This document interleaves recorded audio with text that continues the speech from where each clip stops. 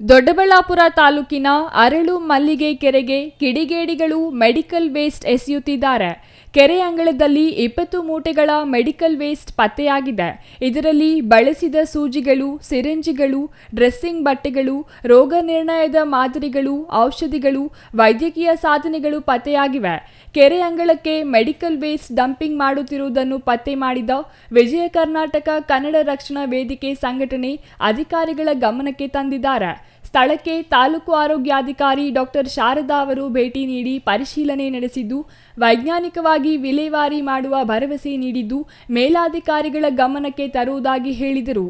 ಈ ಕುರಿತು ಮಾತನಾಡಿದ ವಿಜಯ ಕರ್ನಾಟಕ ರಕ್ಷಣಾ ವೇದಿಕೆ ಮುಖಂಡ ಸತೀಶ್ ಅವರು, ಕೆರೆಯ ಬಳಿ ವಾಕಿಂಗ್ ಮಾಡುವವರು ಮೆಡಿಕಲ್ ವೇಸ್ಟ್ ಡಂಪಿಂಗ್ ಮಾಡುತ್ತಿರುವ ವಿಷಯವನ್ನು ಗಮನಕ್ಕೆ ತಂದರು. ಸ್ಥಳಕ್ಕೆ ಹೋಗಿ ನೋಡಿದಾಗ ಕೆರೆ ಅಂಗಳದಲ್ಲಿ 20 ಮೂಟೆಗಳಷ್ಟು ಮೆಡಿಕಲ್ ವೇಸ್ಟ್ ಇರುವುದು ಪತ್ತೆಯಾಗಿದೆ ಎಂದರು. ಇದು ದೊಡ್ಡ ಆಸ್ಪತ್ರೆಯವರ ಕೃತ್ಯ ಎಂಬುದು ಕಂಡುಬಂದಿದೆ. ಸದ್ಯ ದೇಶ 3ನೇ ಕೊರೋನಾ ಅಲೆಯ ಆತಂಕದಲ್ಲಿದೆ. ಇಂತಹ ಪರಿಸ್ಥಿತಿಯಲ್ಲಿ ಆಸ್ಪತ್ರೆಯವರು ಹೀಗೆ ಬೇಕಾಬಿಟ್ಟಿ ಮೆಡಿಕಲ್ ವೇಸ್ಟ್ ಎಸೆದಿರುವುದು ದುರಂತ. ಈಗ ಇತ್ತೀಚೆಗೆ ಇದು ನಮ್ಮ ಕೋವಿಡ್-19 3ನೇ ಅಲೆ ಅಂತ ಏನು ಹೇಳ್ತಿದ್ದಾರೆ. ಈ ಸಮಯದಲ್ಲಿ ಕೆರೆಯಲ್ಲಿ ಅಷ್ಟು ಪ್ರಮಾಣದಲ್ಲಿ ಅಂದ್ರೆ ಒಂದು 20-30 ಮೂಟೆನ ಈ ಕ್ಲಿನಿಕಲ್ ಯೂಸ್ ಮಾಡೋಂಥ ಮೆಡಿಸಿನ್ ಆಗಿರ್ಬೋದು, ಮೆಡಿಸಿನ್ ಬಾಟಲ್ಸು ಮತ್ತು ಸಿರಿಂಜ್ಗಳು, ಸೂಜಿಗಳು ಮತ್ತು ಗ್ಲೂಕೋಸ್ ವೈರ್ಗಳು ಇಂಥವೆಲ್ಲ ಅವರು ತಂದು ಒಂದು 9-10 ನೋಡಿದೀವಿ, ಓಪನ್ ಮಾಡಿ ನೋಡಿದೀವಿ. ಅದರಲ್ಲೂ ಸಹ ಇದ್ದಿದ್ದೆಲ್ಲ ಬರೀ ಸೂಜಿಗಳೇ, ಆ ಬಾಟಲ್ಸು, ಮೆಡಿಕಲ್ ಬಾಟಲ್ಸ್ ಇವೇ ಇದ್ದಿದ್ದು. ಸೊ ಈ ತರ ಅವರು ಅಲ್ಲಿ ಸುರಿಯೋದ್ರಿಂದ ಅಲ್ಲಿ ಜಾನುವಾರುಗಳು ಮತ್ತೆ ಮನುಷ್ಯರು ಓಡೋ ಅಂತ ಪ್ಲೇಸ್ ಅದು. ಅಲ್ಲಿ ಬೆಳಗ್ಗೆದ್ರೆ ಅಲ್ಮಲ್ಗೆ ಪಂಚಾಯತಿ ಗ್ರಾಮಸ್ಥರು ಏನಿದ್ದಾರೆ ಅಲ್ಲೆಲ್ಲ ಹಸುಗಳನ್ನ, ಕುರಿಗಳನ್ನ, ಮೇಕೆಗಳನ್ನ ಮೇಯಿಸ್ತಾ ಇರ್ತಾರೆ.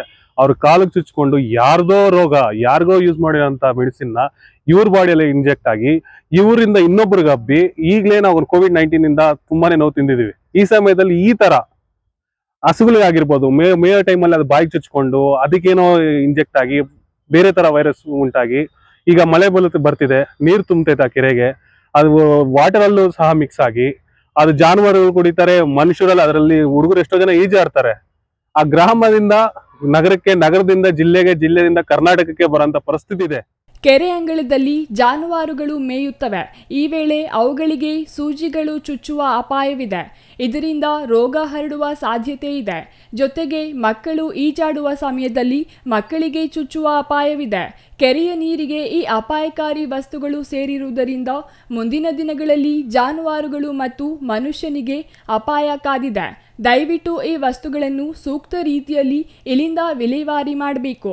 ಡಂಪಿಂಗ್ ಮಾಡಿದವರ ವಿರುದ್ಧ ಕಠಿಣ ಕ್ರಮ ತೆಗೆದುಕೊಳ್ಳಬೇಕು ಎಂದು ಹೋರಾಟಗಾರರು ಎಚ್ಚರಿಕೆ ನೀಡಿದರು. Mahesh, CTV news, Doddaballapura.